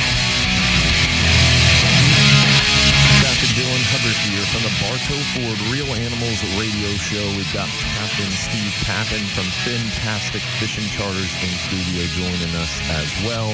Want to give a shout out to our friends over at Affordable Roofing Systems. Whether you need a shingle, metal, tile, or flat roof, our friend at Affordable Roofing Systems are your safest choice for repairs or replacements. With over 3 decades of roofing experience, let Affordable Roofing Systems guide you through this important process. They're defined by integrity, respect, and honesty, and they have a personalized and professional approach to doing business. Call 888-397-ROOF for your free estimate or visit them online at affordableroofingflorida.com. They did my roof. They did Captain Big Ben Marshall's roof. They helped Captain Bobby Woodard with his roof. Good people, and we've all used them and had great experiences. So check them out, Affordable Roofing Systems. Now we've got our last segment here. Want to give Captain Steve Papen a chance. I mean, Fintastic Fishing Charters. We've heard the name throughout the show, but how would one find you? What's the best way to connect with you? I know you've got a Bad to the Bone TikTok page because I've seen it. I've seen it. Some pretty good videos on there. Yeah, well, I straight up copied your Wahoo thing. That was one of our best videos. Was our Wahoo clip. Was it? Yeah, because you had a Wahoo clip on there that had like 100,000 views or something like that. I was like, man, I got to upload ours, and I saw yours and uploaded ours, and it got a lot of views. Really? Yeah, I was like, I don't even know. I don't look at that thing too awful much anymore. I literally did. You it fizzled out. Well, my daughter was on the thing 24/7, and I'm like, I'm gonna start a page, and she's like, nobody will look at this. This is for young people, Dad. Nobody's going to look at this. Well, she was wrong. It's just for young people. And I was like, yeah, I'm going to do it anyway. Mm-hmm. Well, I made her buy me a cake for my first, 10 or 15,000 followers or something like that. So you got a big TikTok. She had to go buy me a cake and say, congrats, Dad, on 10,000 followers or something like that. It was kind of funny. But I don't know. You've got Instagram and Facebook too, right? Yes, yeah. Our Instagram and Facebook, it's fantasticfishingcharters.com. And get the website, or you can just come down to Don's Dock and usually find me hanging out there hanging out with Dylan, telling lies. Yeah, and if you're too busy to go fishing, you can stop by Don's Dock and get fresh seafood as well. They do have some nice fresh seafood there. Fresh seafood. Yeah. So if you're too busy to go fishing, you can come buy some seafood or book a trip at Hubbard's Marina or with Captain Steve Papen or Captain Mike Hollinsworth as well. Yeah. The whole team. Boats. I tell you what, it's been working out great. I love the dock. I love the history of the pass and everything like that. Like that place is just... I'm really glad that you guys stepped in and kind of took Hopefully some we can stuff keep her over there, going. man. I really do. I'm pulling for you. I'll do everything I can to help out. I love the history of that pass. Yeah, you know, and Don's a lot of Dock is people such a don't know cool it. place. It's, I mean, it's historic. Don's Dock has been there Absolutely. forever, so it was only right that we continued to keep the name going, and Don's Dock Seafood Market and all the fuel bait and ice down there, and try to stay super competitive. It is the cheapest fuel that you're going to find on the water for sure. Yeah, bulk It's crazy. ice. I mean, just everything's there. Dude, last week great we were spot. $1.50 cheaper than most fuel docks in the area. Really? Isn't that crazy? $1.50 cheaper. That's nuts. It is nuts. Was it just one shipment No, in between? that is like regular. Like, I'm not going to name names, but it is consistent. We are anywhere from $1 to $1.50 cheaper than everyone else in the area. There's a reason why generally I drive, my private boats from Pass a Grill all the way back to John's Pass. I'm not surprised.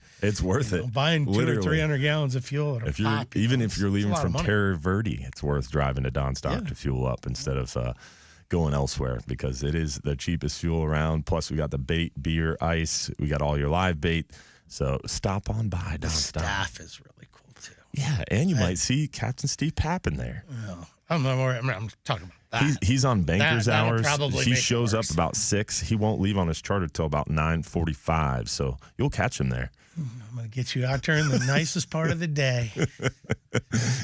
Banker's hours. So I that's don't it. need to. Hey, when those mornings where it's blowing 15 out of the east at sunup, if you want to go out there and traipse through that, that's just fine.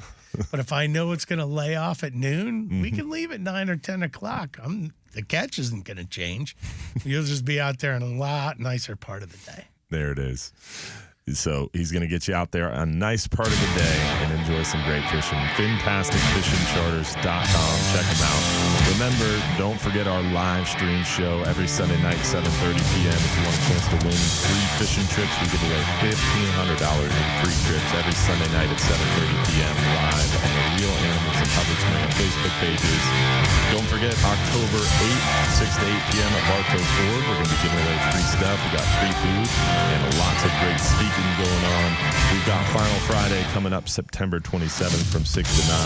We've also got the Fishing for Hope event coming up November 23rd. Hopefully we'll see you out there for that. Don't forget Real Animals Radio Sunday tomorrow, 7 to 9 on 620 WFLA. And also, never forget, if you're too busy to go fishing, just too darn busy. Hopefully we'll see you out there on the water. Thanks for listening. We'll see you again next week. Real Animals Radio. We're out.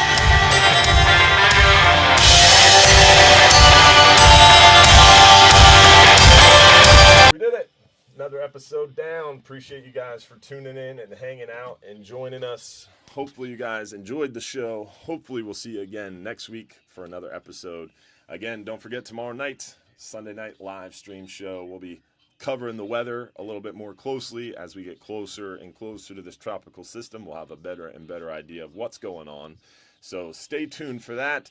And then also we've got lots of stuff to talk about with all the different things going on. We'll give you a recap of the FWC commission meeting and all that good stuff tomorrow night as well. So tune in and join us. And hopefully we'll be talking about that storm missing us. And come down to Final Friday, and I'll buy you all the crawfish you want to eat. There it is. Final Friday, this Friday, September 27th, 6 to 9 p.m. Hopefully we'll see you out for that as well. Thanks for watching. Thanks for tuning in. Real Animals Radio will be back again next week. So join us. See you guys.